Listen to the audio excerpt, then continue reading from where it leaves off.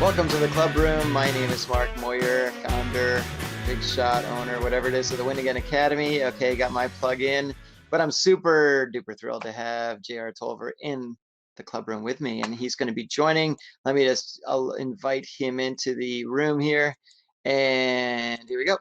So, JR, jump on in. There he is. Super. So, a quick little mini intro to JR. I met JR I think it was a couple years ago, and we had a very, very high-end meal at Brother Six. He was just amazing, whatever, a couple beers. But anyway, what I've always liked about JR is just a very genuine guy. And the best thing about him, and when I say him, and he's listening to me, so I guess I better say this the right way, but he's really taken his athletic background, his athletic mindset and skill set, and really turned it into something where he's truly developing sort of a sense where he can really help athletes out as they make any sort of a transition, whether it's from high school into college, college into the pros, etc. He also happens to own his own insurance agency, which is pretty damn cool because he's helping all kinds of athletes and others really so they're protected for their future. So that's all great. I can go on, but I'm not gonna because eventually, JR. So hi, thanks for being here, JR. Yeah, man. Thanks for having me. Appreciate it.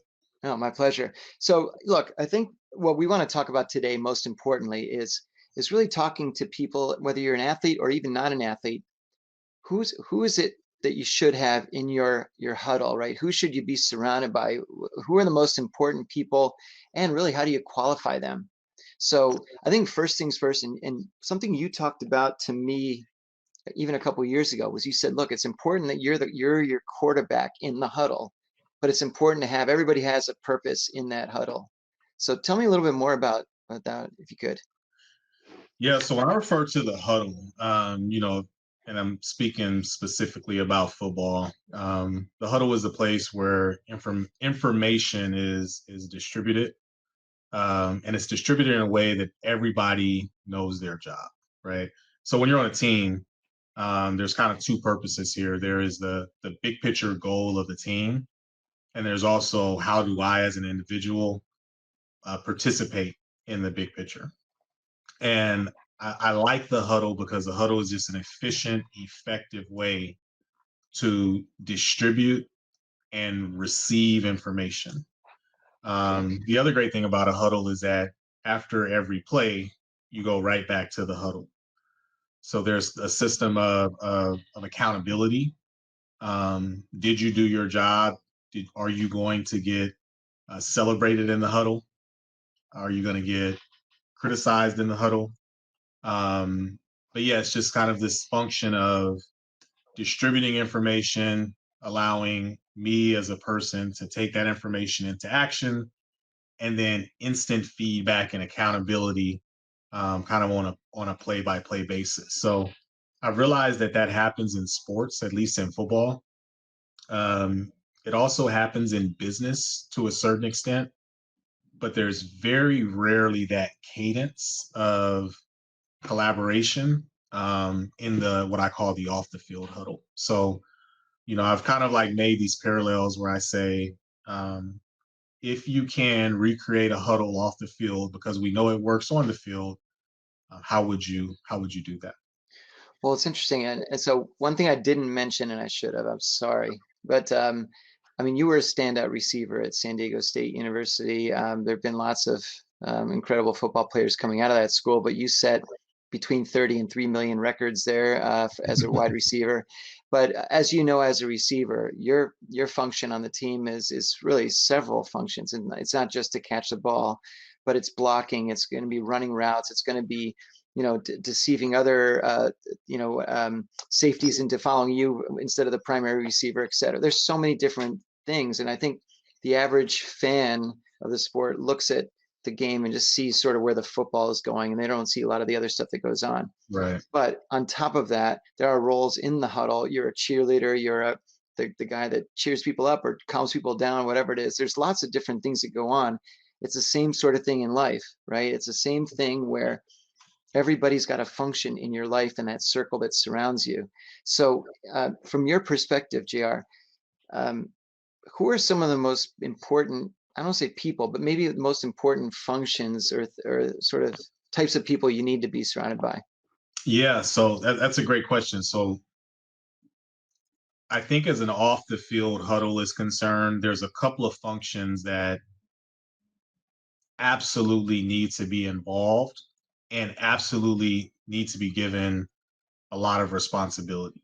Um, the two functions that I think are imperative in a off the field huddle are legal. So the ability to understand the rules of the game and make sure that you're operating within those rules. And then at the end of the day, it's just math. So your accountant, your bookkeeper, whoever is providing the information from a financial reporting standpoint, because cash, cash is king, but the cash flow is really the driver, right? Right. And so when I look at a huddle, if I were only going to put two people in a huddle, and again, this is coming from an insurance agent, those are the two people that I would start with. I would start with somebody who can give me the wherewithal from a reporting standpoint by the numbers, but also somebody who's making sure that regardless of what I'm doing, I'm always playing within the rules. And to me, that's the accountant and that's the attorney. That's great.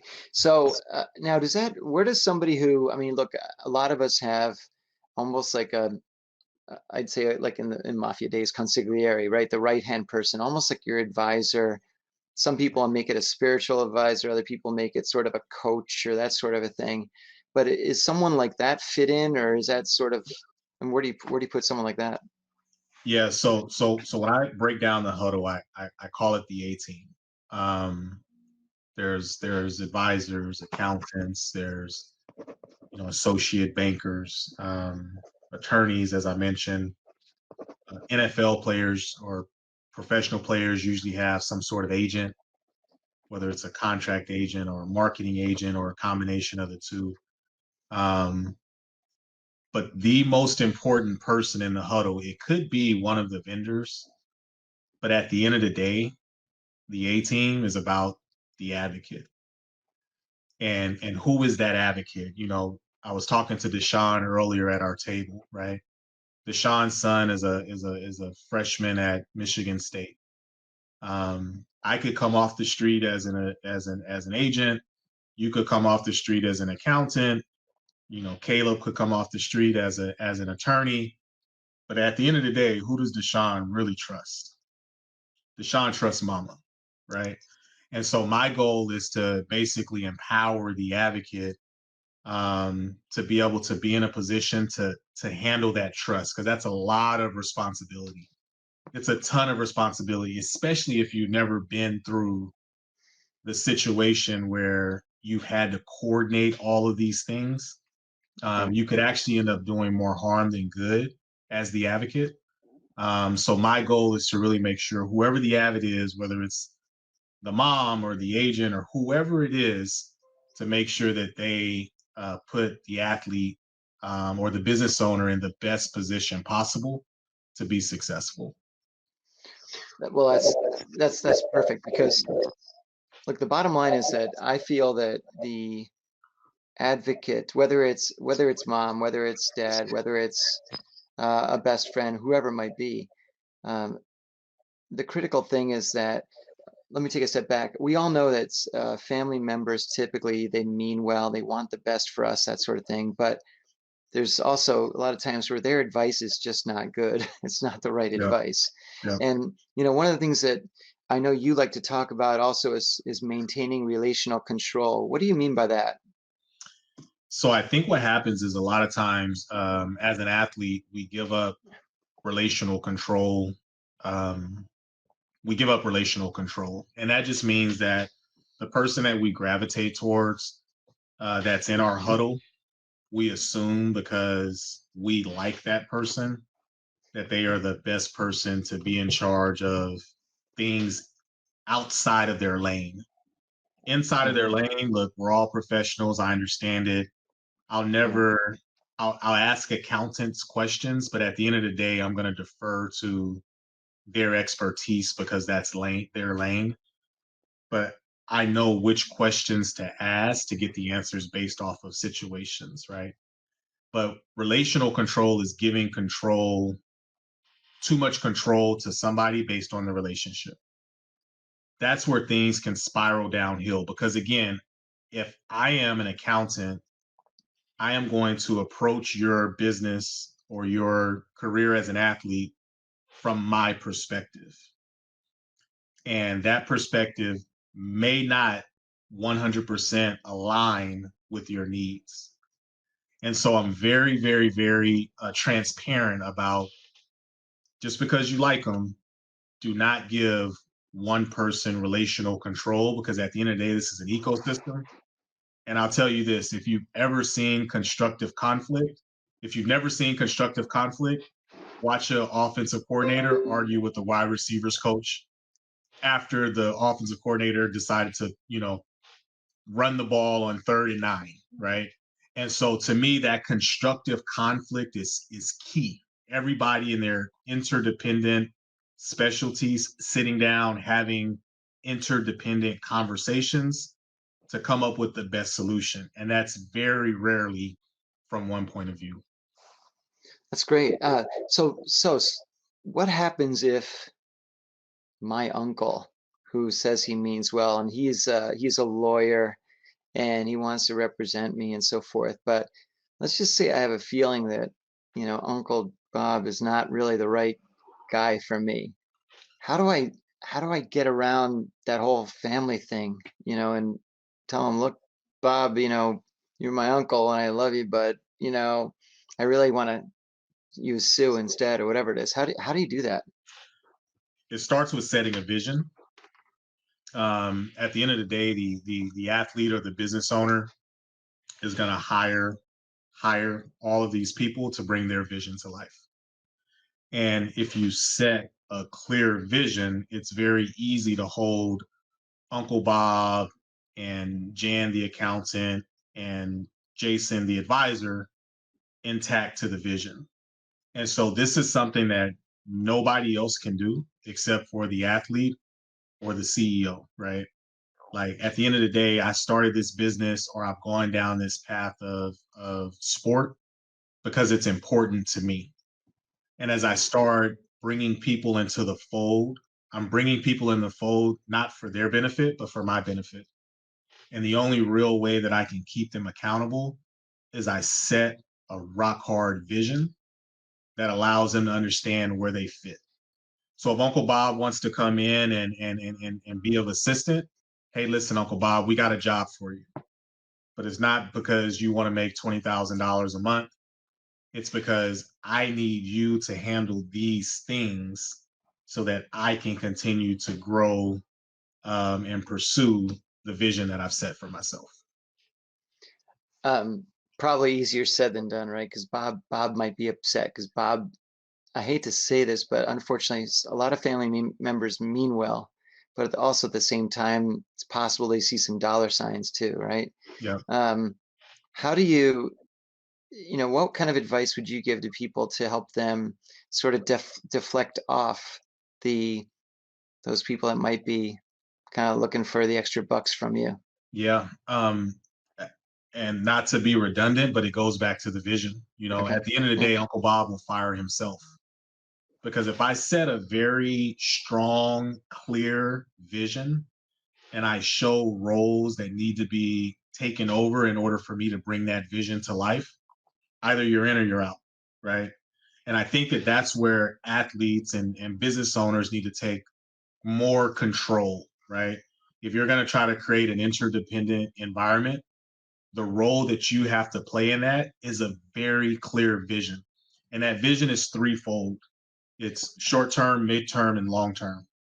Okay. And once you can kind of like show everybody where you want to be 10 years from now, what that looks like 3 years from now, and what everybody needs to do within the next 90 days to move the needle, you'll find very clearly who's in it for you and who's in it for themselves. That's great. So this was all amazing advice, and I think that um, whether it's the NFL, the sort of directors of player engagement and others who in other sports who are trying to advise, especially the new players coming in, but also going back to high school and almost even before that, you know, um, obviously athletes are starting to be developed for professional sports at a younger and younger age, even Olympians, right? So, um, I mean, how do we get that message across to people? I say you got to pick and lead your off the field team. I mean, the one responsibility that you have to take in this is you have to pick and you have to lead the team that you're putting in place. And I kind of wrote something down before we started because I was trying to wrap my mind around the connection between, athletes and business owners, because there's really is like some really cool crossover there if you peel the onion back. And so, a vision statement that I kind of created for an athlete is I own and operate a 10 employee business. This is an athlete.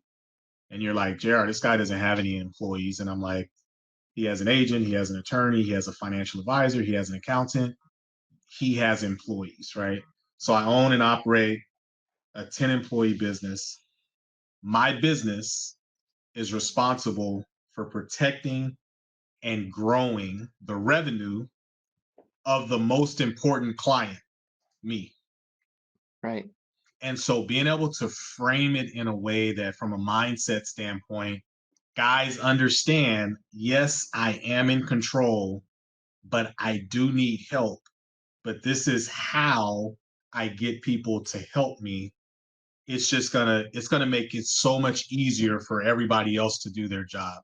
Now your real estate agent isn't going to be running out trying to tell you what insurance to buy when maybe they don't really know, but they want to tell you so that you continue to give them trust and relational control, right? And Right. so again, I kind of go back to that vision statement and I say, I, as the athlete or the business owner, own and operate a 10 employee business. My business is responsible for protecting and growing the revenue of our most valuable client, which is me. And I think level setting it that way puts people in the right frame of mind when they're in the huddle.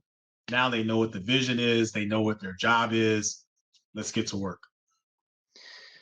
So this all sounds awesome. So how does, let's say I'm, junior in high school, or I'm even sort of a junior in college, and I'm trying to figure out next steps, and I haven't heard anything about what you just said. How do I find out about that? I mean, how can we, JR, how are you going to get this word out to everybody? Because I think that there's some teams, there's a few universities, this and that try to work on this a little bit, but I think there's a lot that are missing this, right? So how can we get this word out?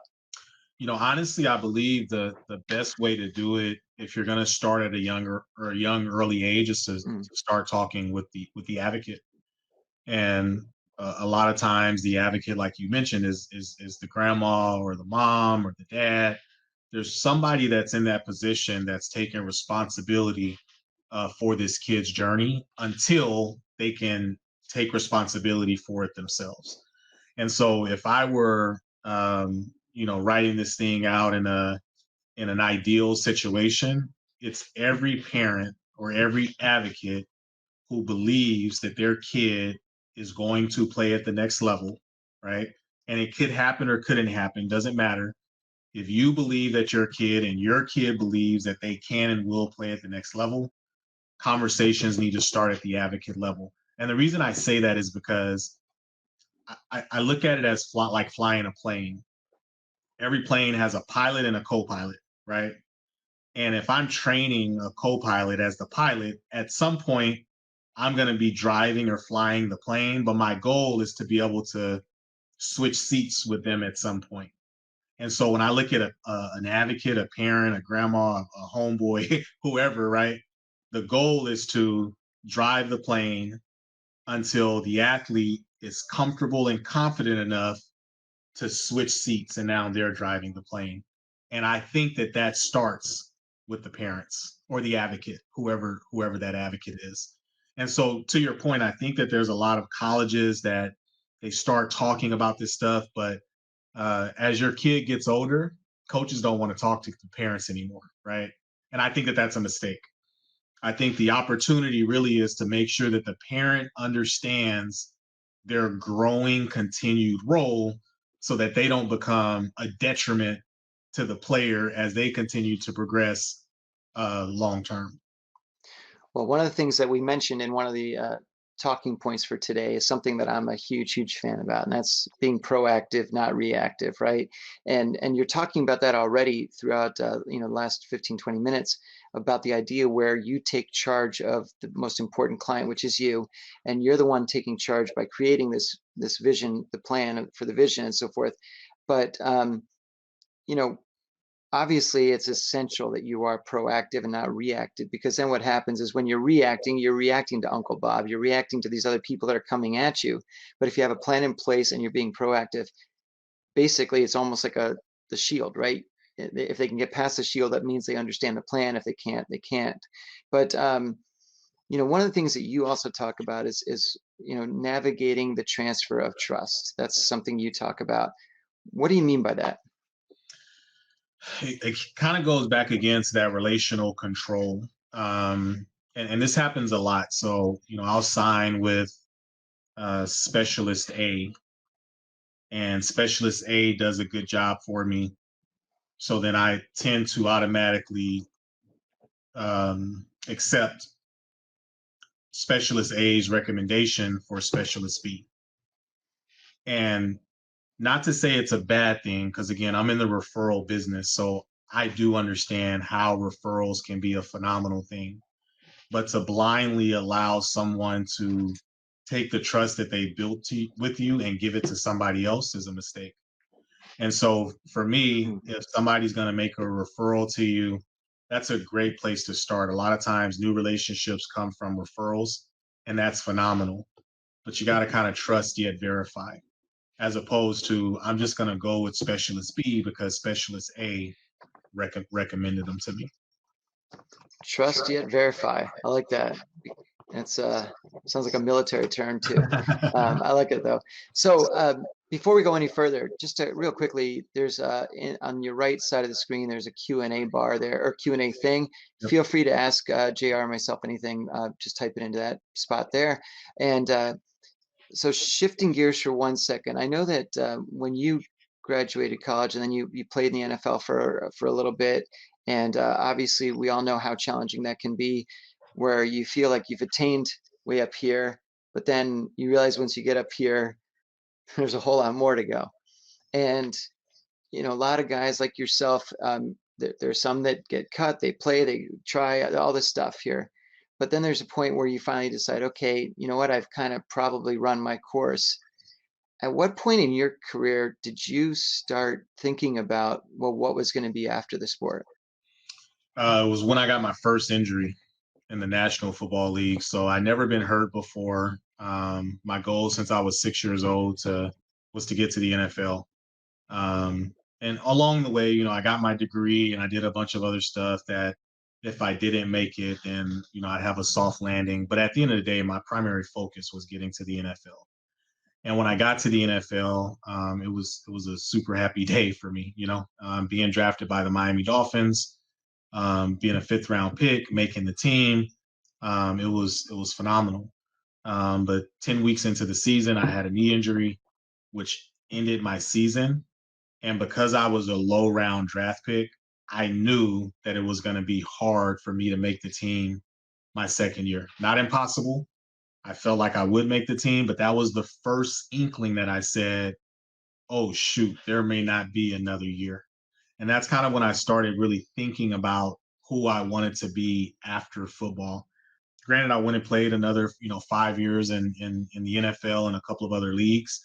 But that point in time was the time that I first started thinking about who I wanted to be. Is that what advise? Is that what I would advise? Absolutely not.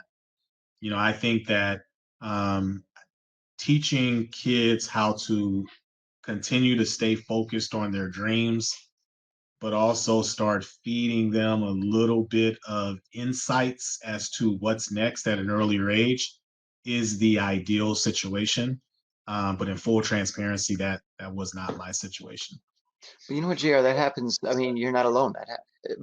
I can tell you that the vast majority of athletes who I speak with and work with, they've all done the same thing where they say, in looking back, I would have started doing this earlier. But the problem is that I think there's so much, and it's not a problem. It's just, it is what it is. But your focus is on your sport, on your game. It's on plan A. There's no plan B. Plan A is performing on the field, on the rink, on the court, wherever you are.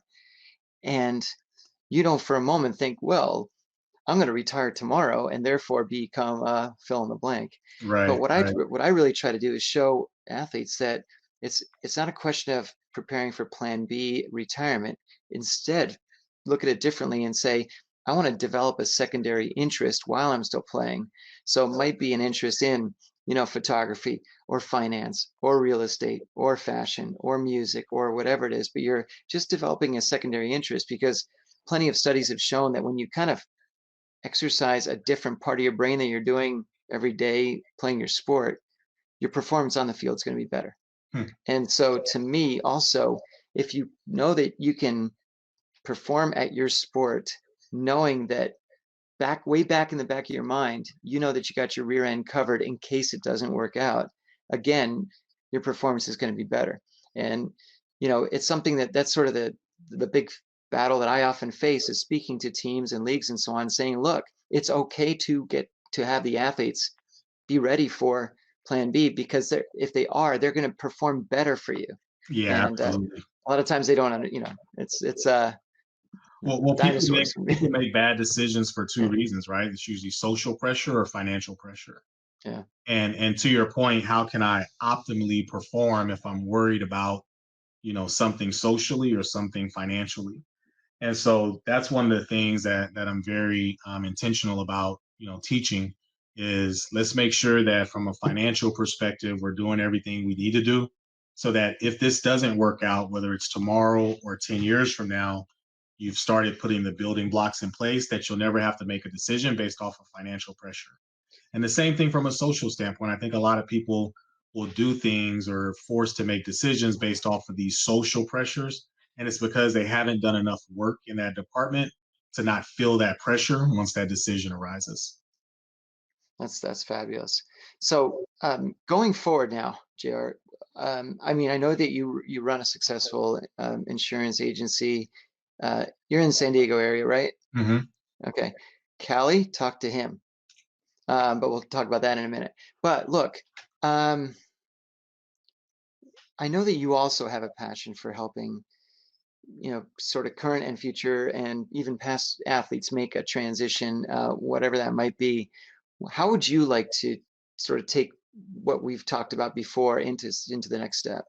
Yeah, I mean, honestly, I think at this point it's really an organic conversation. I guess what I would tell people is if you have a relationship with a family that may go down this road, I'd love to have a conversation with them.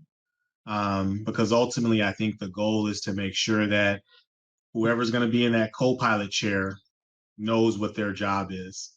And again, mom, dad, I'm sorry, this is not about you. This is about the kid. So, how do we put you in a position to best support the kid on their journey? And the cool thing about that is if you do it the right way, parents also, because they are playing a role in the huddle, there's a space for them, right? And so I think that that's very, very, very important to define the advocate's job responsibility to help from a content perspective them understand all of the moving parts so they can start being curious on the athlete's behalf, so that when the athlete does get into position, he does hear his name on draft day. We've already planned everything out because everybody knows exactly what's going to happen from this point forward. So for me, yeah, if you know anybody that is going to go on this journey, whether they're in college or even in high school, I'm always happy to have conversations with parents about wrapping their mind around this huddle concept. I love it. What's the best way for people to reach out to you? Let's say by email. So my best email is jr@coachtolver.com. Great. That's also the best place for me to, schedule appointments and put things on my calendar as well. And this isn't something that, I'm charging for. This not like one of those things where you call me and I give you a consultation and then I tell you that there's a price package. I think God has kind of just put me in a position where he said, based off of your experience, if you really want to help people do things differently than what you did, just start having conversations. So that's That's what. great. That's very nice of you. And can they connect with you on social media as well? Yeah, absolutely. Find me on LinkedIn. I'm pretty active on LinkedIn. JR Tolver, just search JR Tolver and I'll come up. And but yeah, it's pretty easy to find me. Super. Well, look, we'll go back to the networking in a second, but once again, we've covered a lot of ground. We've talked about all the different things that you can do to really ensure that you've got a very strong huddle surrounding you and around you. We've talked about being proactive, not reactive, about who you put in that huddle, and also really maintaining the relational control. That's a tough word. And then also navigating the transfer of trust. There's a lot of different things that go into this, but at the core point of all of this is really having that vision, having that plan for your vision, and then from there, really establishing who should be in that huddle. So that's fantastic, JR. Thank you so much for that. And once again, for everybody participating today, please make sure you check the website, markmoyer.com, and go to the Clubroom page where there's a calendar of events. September has got a lot going on. Our next event with a special guest is Marielle Miller. She's on September 10th, but we also have Corey Proctor, former NFLer, coming later in September, as well as Dave Meltzer and another event with Marshall Falk. So check out your schedule and register for those events. Would love to see you on board. And if you haven't become a member yet, join the Academy. It is the place to be, to hang out with lots of other athletes and people in the sports industry, all looking to really take everything of yours up to the next level. So thanks for being on board, and thank you, JR. Appreciate your time as Yeah, always. yeah, thanks for having me. Can't wait to be able to grab another beer and whatever it is, whenever that can happen again. But It was a fingers barbecue crossed place. soon. Remember we Yeah, went to yeah, a barbecue place? Yeah, yeah. That was awesome. sounds good. Anyway, we'll see. We'll see. It was. We'll see you again soon. And thanks for being here. And now we'll go back to the tables. Thanks again, guys.